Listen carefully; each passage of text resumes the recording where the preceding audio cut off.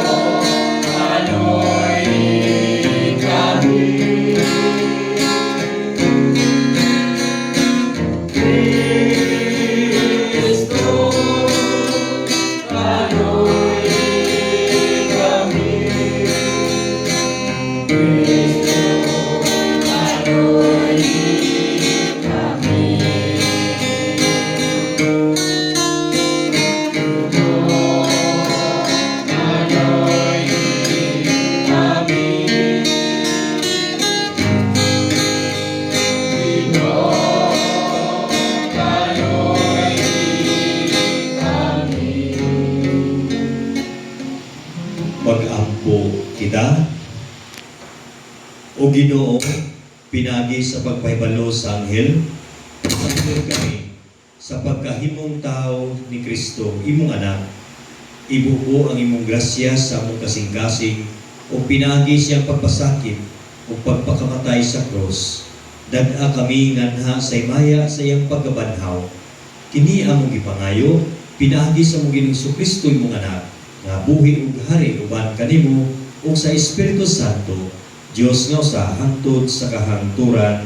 Amen. Palihog manglingkod.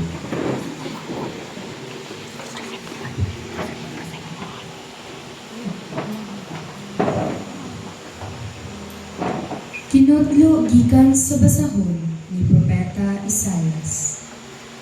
Misulti pag-usab ang Ginoo kang akas.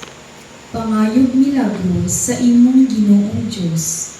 Bisag kini adto sa kinahiladman sa Sion o sa kinatungyan sa langit. Apan miingon si Akas, dili ako mangayo o dili ko sulayan ang Ginoo. O miingon si Isaias, busa pamati o balay ni David, dili pa baigo ang imong pagsamok sa mga tao nga imo naman usab nga samukon ang Dios? Busa ang Ginoo gayud mohatag kanimo timaan. O kini mao ang usa ka batan-ong dalaga manamkon og moanak og usa ka lalaki unganan siya Emmanuel. Ang pulong sa Ginoo. Salamat sa Diyos. Pasudla ang Ginoo kay siya ang hari sa himaya. Pasudla ang Ginoo kay siya ang hari sa himaya. Sa Ginoo ang yuta ug ang iyang kapuno, ang kalibutan ug sila nga nagpuyo niini. Kay iya kining gitukod ibabaw sa kadagatan, ug iya kining gibuhat ibabaw sa kasubaan. Pasudla ang Ginoo kay siya ang hari sa himaya. Kinsay makatungas sa bukid sa Ginoo, o kinsay makabarok sa iyang balaang dapit. Siya kansang mga kamot, walay mga sala, kansang kasing-kasing malinis. Siya nga wala magtinguha sa mga butang nga makawan. Pasudla ang Ginoo kay siya ang hari sa himaya. Makadawat siya og panalangin gikan sa Ginoo, ganti gikan sa Dios nga iyang manluluwas. Mao kini ang kaliwat nga nangita kaniya, nga nangita sa nawon sa Dios ni Jacob. Pasudla ang Ginoo kay siya ang hari sa himaya.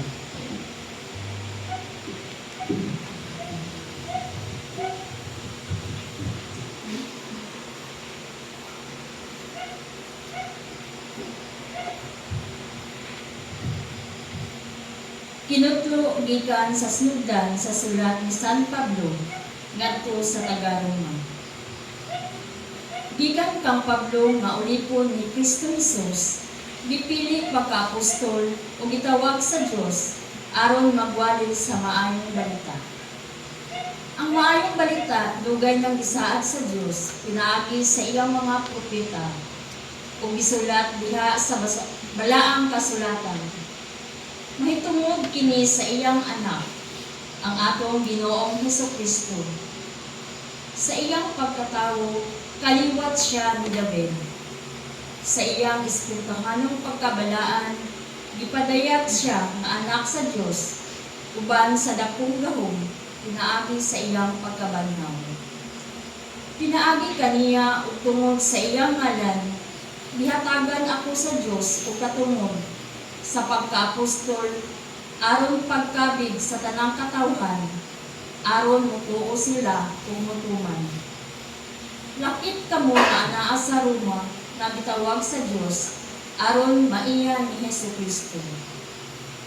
Busa, gisulatan ko kamong tanan diha sa Roma, na gihigugma o gitawag sa Dios, aron mahimong iyang katawhan. Hatagan unta kamong grasya o kalinaw sa Dios nga atong Amahan o sa Ginoong Hesukristo. Ang pulong sa Ginoo.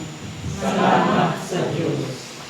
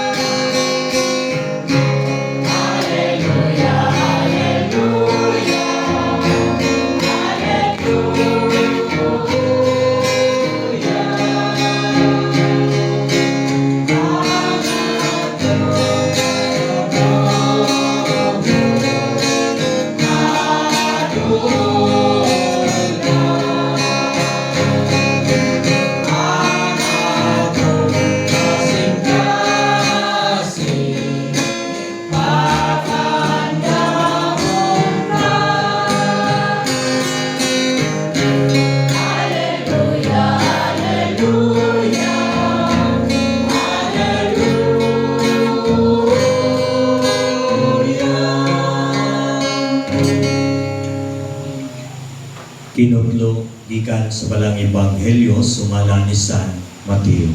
Ginaon ikaw, O Ginoo.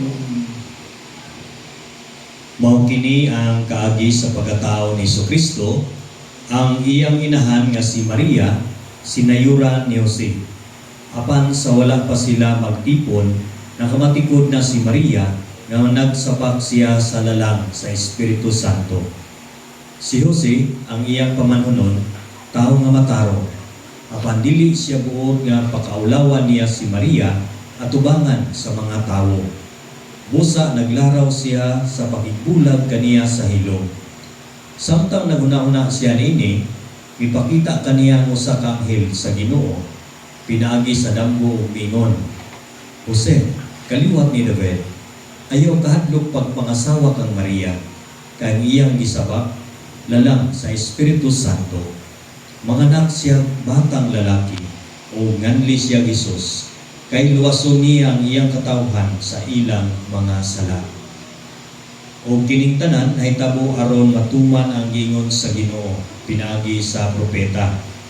Ang usa ka babaeng ulay magmabdos og anak ug lalaki, o nganlan siya Emmanuel. Nga sa ato pa ang Dios aniya uban kanato.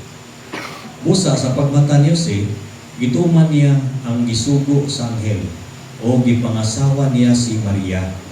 Apan wala niya hilabti si Maria sa wala pa siya nanganak. Ug ang bata ginganlan ni Jose o Jesus. Ang Ebanghelyo sa Ginoo. Daigon ikaw, O Kristo. Palihog na maglingkod.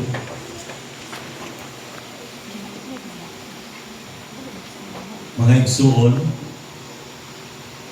samtang nagadol na matapos ang panahon sa Advento, ang ato usab nga pagulat nagdala ka nato ug usa ka malumo nga pagkaduol. Ang saad sa Mesiyas dili layo o hapit na kini nga. Ang mga pagbasa karon nagsintro sa pulong nga Emmanuel. Nasa ato pa ang Diyos uban kanato. Mao kini ang kasing-kasing sa atong pagtuo. Ang misteryo sa balaang pagkasuod na gipili sa Dios nga magpuyo dili lamang uban kanato kundi sa sunod nato. Sa unang pagbasa, si Propeta Isaias nagsulti kang Haring Akas, kinsa napuno sa kalisang tungod nagpadulong na ang mga kasundaluhan sa Aram o Efraim.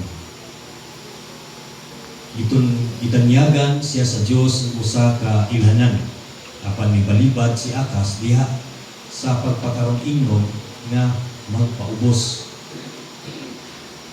Dili ako mangayo o mga butang, nga Ginoo nga magpaubos. Apan ang gugma sa Dios milabaw sa pagwaduha sa tao. Gihatagan gyapon niya og ilanan. Ang ulay nanangkon og nanganak ang usa ka anak nga lalaki. Ug nganlan siya Emmanuel. Kini nga tagna natuman diha kang Hesukristo. Ang bata nga tao kang Santa Maria ang ulay nga mituo sa pulong nga gisulti kaniya. Si San Mateo sa atong ebanghelyo nagpadayag kung unsa ang paagi kini nga tagna nga nakakaplag sa iyang kahimpitan diha sa pagkamasinugtanon ni Jose. Sa diyang ibaluan ni Jose ang nagsabak na si Maria, lagmit na bukol pag-ayo ang iyang kasing-kasing. Apan sa diha ang anghel nagpakita kaniya, pinagiso sa kadamgo. Nga nagingon, ayaw kadlok sa pagkuha kang Maria. Ang imong asawa ngadto sa imong balay. Kaya ang bata nga gisabak diha kaniya gikan sa balaang espiritu. Si Jose misunod sa hilom ug sa pagtuo. Ang iyang tubag diha ug bugos ang iyang gikuha si Maria ug ang bata ngadto sa iyang pagatiman. Sa ingon nahimo siyang magbalantay sa misteryo ni Emmanuel. Si San Juan Crisostomo nangalandong si Jose maoy usa ka matarong nga tawo tungod kay iyang giuna ang kabubukon sa Dios kaysa iyang kaugalingong kinaiyan. Ang iyang pagkamatarong dili lamang moral nga katulid kundi himpit nga pag-abi-abi sa pag-apli sa plano sa Dios diha kaniya.